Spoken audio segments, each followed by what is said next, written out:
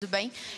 Queria que você pudesse falar um pouquinho do Plata. Na última coletiva, você rasgou elogios a ele e tinha muito uma expectativa aqui por parte dos equatorianos em vê-lo em campo. Então, queria que você pudesse falar... Desculpa, Posso? pode falar, desculpa. Nada. Queria que você pudesse falar como você lidou com essa ausência de última hora do jogador e se no seu plano inicial de jogo ele seria titular e você precisou adaptar. Sim, ele seria titular.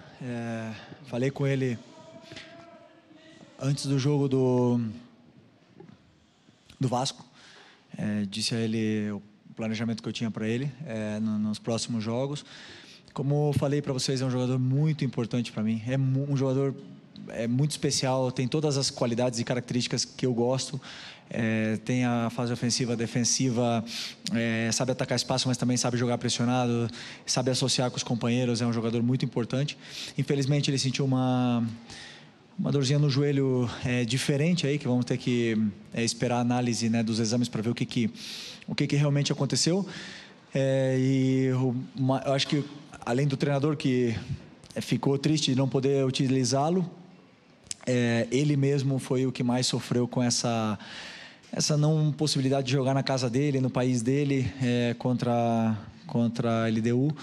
Sei que ele queria muito, ficou muito frustrado e triste e chateado por não poder jogar, mas espero que ele possa se recuperar pronto, porque ele sabe disso, que ele é muito importante para mim e para a equipe. Felipe, boa noite. Boa noite. Queria que você fizesse uma avaliação da partida e da própria postura do Flamengo. Eu conversei com alguns torcedores da LDU que se mostraram surpresos e alguns até irritados pelo fato de que a equipe da casa não conseguiu se impor, não conseguiu o domínio efetivo da partida, né? Bom, boa noite. Eu vim jogar no Equador algumas vezes, né? E sempre é muito difícil jogar no Equador, não, em Quito, desculpa, no Equador, mas na altitude de Quito. E sempre é muito difícil. Já tomei aqui goleadas, também já venci um jogo aqui, mas sempre é um jogo muito complicado, porque todo o contexto é diferente. A bola é muito mais rápida, os domínios eles escapam do pé. Às vezes o jogador está acostumado a dar um passe na frente e ela vai embora, porque ela não freia, a bola vai embora. Então, conversei bastante com os jogadores e optamos por um plano de aproximação, de passes mais curtos e principalmente saber que o adversário também cansa e também corre, também tem que correr na altitude, por mais que eles estejam adaptados, estejam já totalmente aclimatados aqui, mas fazer eles correrem atrás da bola frustra e cansa, e eles não podem fazer o volume que eles costumam fazer na casa deles. Eu assisti, bota aí, desse ano praticamente todos os jogos deles, e em casa é impressionante o volume que esse time tem, né? E também analisei os times que jogaram aqui com linha de 5, sofreram muito porque eles conseguem te afundar para dentro da tua área, e com um número de cruzamentos muito altos e chutes de fora da área, rebotes, e principalmente o Arce, né, que é o cabeceador tão poderoso nesse jogo aéreo, eles acabam te empurrando e você acaba não conseguindo sair, né? Então, às vezes, dá uma falsa sensação de que o espaço está ali, mas você acelera, acaba perdendo a bola, tem que correr atrás da bola. Isso, depois do segundo tempo, se nota muito. E então, eles fizeram uma pequena mudança, jogaram com 2 volantes. Eu esperava que eles viessem com 4-3-3 e optaram por individualizar no Arrascaeta, né? Com o volante, marcou o Arrascaeta praticamente o jogo todo. Mas isso nos dava a possibilidade de sair. O difícil era também acelerar, porque, como eu falei, cada passe no espaço ela vai embora. Por exemplo, o Gerson recebeu uma perfeitamente e o passe era perfeito para o Wesley se fosse no nível do mar, mas aqui acelera, ela vai embora. E isso os jogadores entenderam rápido com o treino de ontem, com o jogo de hoje, então optaram por ter um jogo mais de controle o tempo todo e esperar pelas chances aparecerem, pela atração do adversário na pressão da bola. Tivemos aí oportunidades, né, de finalizar, de chegar perto da área e depois não conseguimos fazer, mas pelo que eu vi principalmente do jogo do Táchira, é que a LDU dominou todo o segundo tempo e foram mais de 15 cruzamentos na área. Aqui foram só os últimos, se não me engano, 5 ou 10 minutos. Então eu acredito que tenha sido um jogo importante, muito bom dos meus jogadores. Eu estou muito orgulhoso do esforço que eles fizeram, porque é muito difícil jogar aqui. Felipe, boa noite. Rafael Grande, da TV Globo. Eu queria até pegar esse último gancho que você disse sobre a opinião que você teve do desempenho dos atletas, né? Se dentro do que você pensou de estratégia, do que você pediu para eles, se você acha que eles conseguiram responder bem ao que estava combinado e também se fisicamente os jogadores, na sua opinião, conseguiram se adaptar a essa condição, se alguém precisou de alguma ajuda extra, de repente, no intervalo. Se puder falar um pouco para a gente como é que foi seu ponto de vista sobre isso. Obrigado. Bom, primeiro o jogador, eu acho que só o Bruno, né, que pediu auxílio de oxigênio. Mas assim, todos sentem, todos. Só que assim, eu também peguei os dados do ano passado, dos jogadores que sentem menos ou que sofrem menos. Então a função defensiva mais importante do time hoje tinha o Gerson, que era o encarregado de pressionar o zagueiro alto e também ajudar o Wesley dentro da área. Então ele tinha que fazer um esforço muito grande. E ele fez de uma forma incrível esse esforço, e depois com a bola no pé, é um jogador que não perde a bola, né? Um cara que cria muito jogo. Então assim, o Gerson foi realmente o sacrificado, talvez na parte física, pela equipe. Mas depois, por exemplo, fisicamente o Eric e o Everton, impressionante.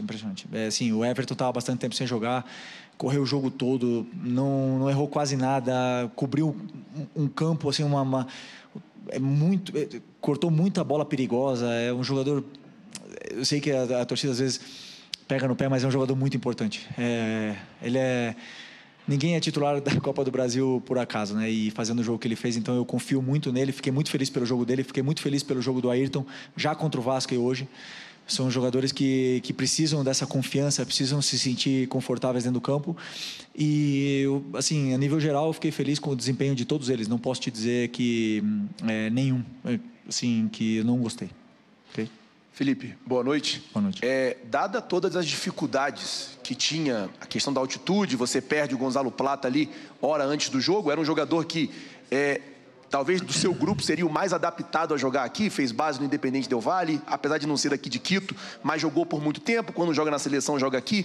Você perde um jogador importante hora antes do jogo. Você não tem o De La Cruz, que também é uma peça-chave ali no meio-campo. Você não tem o Alexandro, que é um jogador experiente na lateral. Queria saber de você o sentimento que você sai daqui, de ter ganho um ponto ou de ter perdido 2 pontos. Não, queríamos ter vencido. Era importantíssimo essa vitória, né? Porque nós mesmos nos colocamos nessa situação de perder o jogo em casa contra o Central Córdoba, onde, claro que agora temos que tentar, agora e sempre, o Flamengo tem que entrar para vencer todos os jogos sempre, né? Mas, dadas as circunstâncias da dificuldade que é jogar aqui, não pelos desfalques, porque pode ser que a torcida ou até vocês da imprensa não tenham a confiança plena, mas eu tenho a confiança plena nesses jogadores que entraram hoje. E eles oscilam, mas eu confio na qualidade e no talento que eles têm, por isso que eles estão no Flamengo. Então, não pelos desfalques, mas sim dadas as circunstâncias da dificuldade que é jogar com a LDU, nos deixa vivos para poder continuar buscando a nossa classificação aí nessa fase de grupos, que é o objetivo.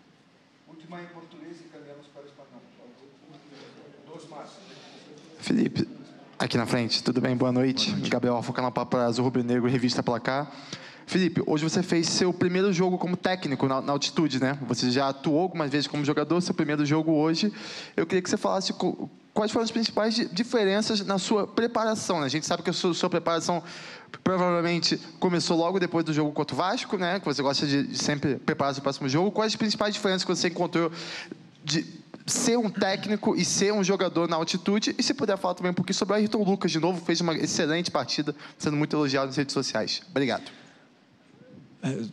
Cada entrevista que eu dou é quase a primeira vez em alguma coisa, né? Primeira vez no Brasileiro, primeira na Libertadores, primeira na altitude. Treinador jovem é assim. Mas estamos aí para isso, para evoluir, continuar aprendendo e melhorando. Mas, como eu respondi ao teu companheiro antes, o fato de eu ter jogado aqui e ter sido um dos jogadores que mais sofria com a altitude, me dá a possibilidade de dar alguns conselhos para os jogadores, conselhos não, algumas dicas, algumas pistas para os jogadores para poder se sentirem melhor. Mas é impossível, cada um tem uma adaptação, cada um sente de uma forma, cada um joga de uma forma, mas o plano de jogo, quando eu estudo o adversário, eu não posso olhar se está na altitude, se está no nível do mar. Eu olho os números dos jogadores, os sistemas, aonde estão os espaços, aonde estão as manipulações, e ali eu tento dar uma solução para os jogadores para eles poderem achar e se sentir mais confortáveis dentro do campo. Depois, a decisão dentro do campo são deles, se eles têm que acelerar, se eles têm que segurar mais o jogo, se é o momento de chutar de fora da área, se é o momento de cruzar. Então, a escolha são deles, né? Mas a única coisa que eu falo, assim, que eu tentei falar para eles o que eu achava de quando a gente jogava aqui, o que servia mais para a equipe. E eles, às vezes, a maioria deles já jogou aqui, sabe perfeitamente como é que é. Se sofre, não tem o que fazer, se sofre. Aqui você vem para sofrer. É impossível desfrutar do mesmo jeito que no nível do mar, né? Mas é uma dificuldade que temos pela frente. E essa é a beleza da Copa Libertadores, na minha opinião. Eu acho uma experiência bonita poder jogar na altitude. Felipe. Desculpa, do Ayrton. Então, eu já elogiei ele depois do jogo do Vasco para ele, para o grupo também. O Ayrton precisava de um jogo sólido, um jogo onde ele dominasse a lateral outra vez, que ele se sentisse dono da posição, onde ele controlasse os tempos e os de ataque e de defesa, e contra o Vasco ele não errou passes, ele fez o time andar muito rápido, uma forma rápida, e depois ele deu uma solidez defensiva para a equipe, e principalmente a bola aérea no jogo da defesa da área, que era uma coisa que a própria torcida pegava no pé, ele teve que marcar o Vegete praticamente todo o jogo, e ele fez perfeito. O tempo que ele durou, como eu falei, ele estava sem sequência, e é muito difícil o jogador desempenhar sem sequência. E aí hoje, com o jogador com confiança e com sequência, a gente vê o Ayrton que veio para o Flamengo, esse Ayrton que me deixou no banco, o Ayrton que é capaz de chegar na seleção brasileira e pode muito mais. E nós vamos, pouco a pouco, dando esses pouquinhos de confiança para ele evoluindo aí e continuar crescendo junto com a equipe, que ele é muito importante para a gente. Felipe, aqui. Oi, Boa noite. Letícia de Almeida, Falazoeiro TV. Me permite fugir um pouquinho do tema do jogo, né, em si. A informação que saiu essa semana é que o Flamengo foi comunicado que o time, né, da Turquia, o Göztepe, não vai exercer a opção de compra do meia Vitor Hugo. E, por consequência, ele vai retornar ao Flamengo. E aí a informação que saiu também na imprensa é que você teria dito que não conta com o jogador e que ele estaria sendo liberado para ser negociado. Queria que você explicasse, né, ou esclarecesse essa situação a respeito do meia Vitor Hugo. Obrigada.